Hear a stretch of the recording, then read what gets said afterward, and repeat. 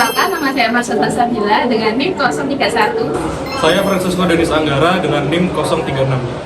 Aku Saidatul Awalia, NIM 081.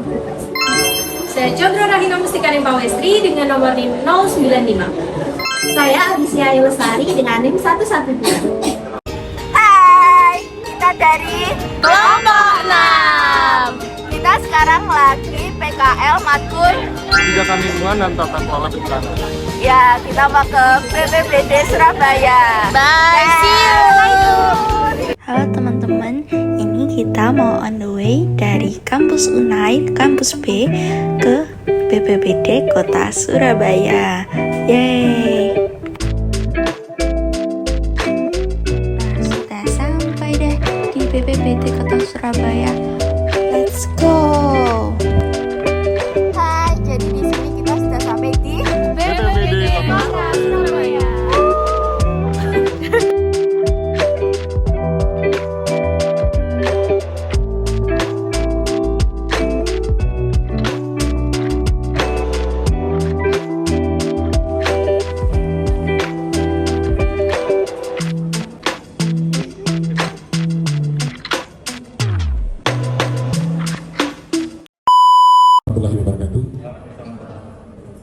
Selamat pagi, selamat siang, salam sejahtera untuk kita semuanya. Om Swastiastu, Namo Buddhaya, salam kebajikan. Yang saya hormati Pak Gili Tadi, selaku dosen pembimbing mata kuliah lingkungan dan kebencanaan di FISIP UNER. Juga saya hormati, saya banggakan adik-adik mahasiswa semester 5 yang sedang mengikuti perkuliahan di FISIP UNER. Mohon maaf, saya juga mewakili Pak Hidayat yang sebagai PLT Kepala BPBD Kota Surabaya. Kalau saya Ridwan Mubarun, Sekretaris BPBD Kota Surabaya. Dan Assalamualaikum warahmatullahi wabarakatuh. Selamat siang dan salam sejahtera. Alhamdulillah, terima kasih sekali Pak Ridwan, Pak Yaitu, Pak Arif atas sambutan kepada kami. Saya Pak Bidadi Tegas dari Administrasi Negara dulu, sekarang Administrasi Publik di Sipuner, dan tim saya Pak Bukul Ferdian sebagai penanggung jawab mata kuliah tata kelola bencana dan tata kelola lingkungan dan manajemen bencana seperti itu. Mata kuliah yang relatif baru digagas karena adanya kebutuhan untuk menghadapi problem-problem yang ada. Dengan penerimaan BPBD ini, adik-adik bisa memperoleh informasi yang lebih konkret tentang kebencanaan di Surabaya khususnya. Jadi intinya ingin belajar menghubungkan dunia konsep dengan dunia nyata, karena yang ditanamkan adalah kebencanaan itu tujuannya adalah menyelamatkan sebanyak-banyaknya jiwa, to save more souls, apapun bencananya. jadi kalau adik pelajari manajemen penanggulangan bencana, itu kan ada tiga ruang lingkup ya. Ruang lingkupnya itu pra bencana, saat kejadian atau kedaruratan, tanggap darurat, dan pasca. Di sekolah-sekolah, jadi selain simulasi terkait gempa, kita juga bekerjasama dengan Dinas Pemadam Kebakaran dan Penyelamatan. Itu bagaimana kita melatih cara memadamkan api, ya. Cara memadamkan ini kita biasanya melatih kepada mereka yang masuk di dalam satgas kebakaran. Jadi harus pintar menggunakan apar, harus bisa menggunakan apar dan harus cepat dalam dan tepat dalam menggunakan apar juga. Kalau kita lihat gambarnya ada tim PPGD, bagaimana melatih orang yang korban yang misalnya ketika gempa mungkin tulangnya ada sesuatu sehingga keseleo ataupun mengalami luka-luka kecil dan sebagainya, itu tim PPGD yang melaksanakan tugasnya. Juga kita melaksanakan mitigasi selain di sekolah juga kepada ibu-ibu kelompok Dasawisma. Perkenalkan, saya Denis dari Administrasi Publik Kabupaten Bengkulu. Kemudian pertanyaan saya itu, apakah komunikasi antara pelapor dan 112 itu satu arah atau bagaimana? Kemudian juga bagaimana bentuk koordinasi BPBD dan BPKP atau Damkar dalam mengatasi kebakaran? Mengingat hal tersebut harus ditangani secepat mungkin. Jadi terima kasih, pertanyaannya bagus. Jadi terkait dengan pelaporan yang masuk ke 112 ya. Jadi 112 itu berupa command center. Ada gambar 112 nggak ya? Jadi 112 itu command center di mana ada beberapa petugas yang berasal dari OPD. Dari OPD ada dari dinas PU, ya, ada dari Satpol, ada dari Damkar, ada dari BPBD sendiri, dinas sosial. Dulu pernah ada di kepolisian, namun ketika kepolisian membangun command center 110, mereka ke 110, tapi komunikasi tetap ada, koordinasi tetap ada. Ketika ada kejadian apa yang lapor 112, terpantau terus oleh command center 110. Nah, ketika pelaporan itu masuk, itu petugas siapapun boleh menerima. Memang ketika warga melapor ke 112, yang kita butuhkan adalah penanganannya. Tapi warga ketika berada di lokasi itu bisa terus tahu ketika petugas sudah datang. Tapi yang pasti ketika kita menerima laporan pengaduan, kita harus melakukan secepatnya responnya untuk melakukan penanganan. Pasti itu. Kebakaran juga seperti itu.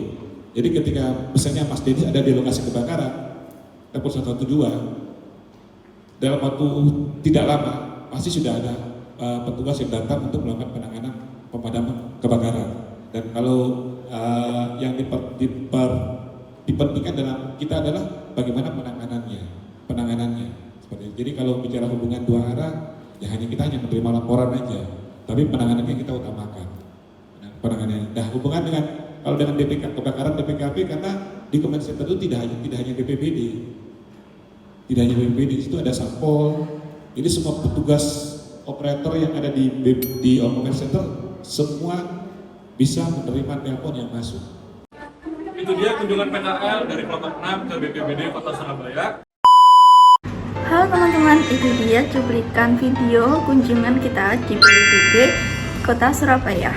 Nah, di sini kita mau mereview sedikit tentang yang kita dapat di kunjungan kita, khususnya mengenai kebakaran.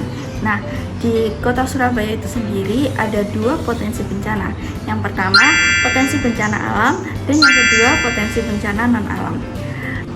Untuk potensi bencana alam ada gempa bumi, angin puting beliung, banjir, dan cuaca ekstrim. Nah, untuk potensi bencana non-alam ada pertama kebakaran, kecelakaan, pandemi seperti COVID-19, dan konflik sosial. Nah, untuk kebakaran itu sendiri kan di Surabaya termasuk di non-alam, sehingga disebabkan oleh faktor manusia seperti ledakan gas dan juga korsleting listrik.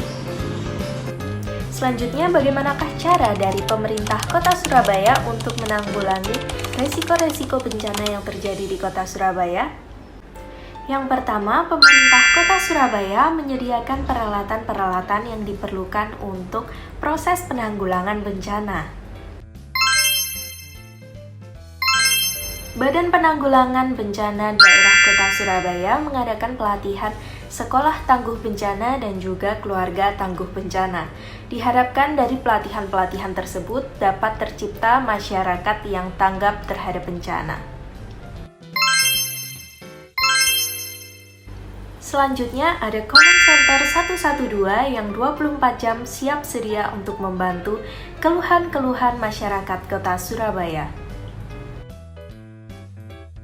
Dalam proses tanggap bencana, BPBD membentuk tim tanggap bencana yang terdiri dari 4 satgas. Yang pertama satgas kebakaran, yang kedua satgas evakuasi, yang ketiga satgas keamanan, dan yang terakhir satgas kesehatan. Dalam situasi kebakaran, biasanya masyarakat bingung mau menghubungi PMK, petugas penjaga kebakaran, atau menghubungi yang lainnya. Tapi kalau di Surabaya cukup menghubungi 112 lalu tekan 0 dan langsung terhubung dengan operator. Dalam proses tanggap darurat ini, BPBD harus sampai dalam 7 menit di TKP, terutama pada situasi kebakaran. Hal ini karena jika dalam situasi kebakaran, jika terlambat sedikit saja, maka api akan lebih cepat menyebar dan akan lebih sulit untuk dipadamkan. Dan dalam hal ini, BPBD bertugas untuk mengamankan jalan dan membuka jalan agar proses akses jalan dari pemadam kebakaran itu menuju TKP lebih cepat. Selain itu, dalam proses tanggap darurat ada juga yang namanya darurat medis yang dilakukan oleh BPBD untuk membantu masyarakat yang membutuhkan bantuannya untuk dibawa ke rumah sakit dengan menggunakan ambulan. Kunjungan kami ke BPBD Kota Surabaya juga mendapatkan informasi mengenai Command Center 112, di mana Command Center 112 adalah sebuah layanan cepat tanggap yang disediakan oleh pemerintah untuk mengetahui, mendengar, dan membantu masyarakat yang membutuhkan pertolongan. Command Center 112 di Kota Surabaya dinilai telah berjalan maksimal. Dalam pelaksanaannya, Command Center 112 harus mampu merespon dengan cepat keluhan masyarakat. Untuk itu, di lapangan telah disediakan 6 posko terpadu dan juga 17 pos pantau yang tersebar di seluruh wilayah Kota Surabaya. Command Center 112 merupakan bentuk komunikasi satu arah yang hanya menerima laporan pengaduan saja.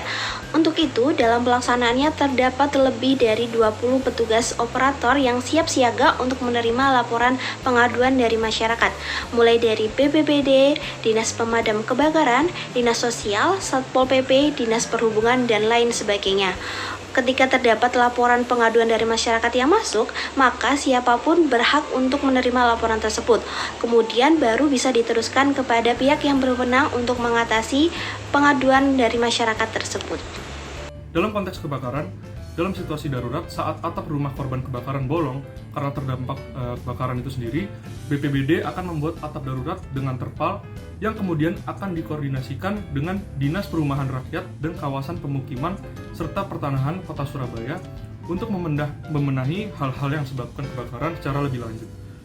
BPBD dalam memberi bantuan untuk korban kebakaran memberikan makanan siap saji yaitu sehari 3 kali untuk seluruh jiwa, seluruh keluarga selama 7 hari.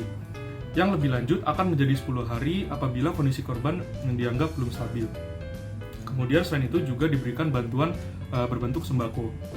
Sekian merupakan review singkat dari hasil kunjungan PKL kelompok kami di BPBD Kota Surabaya.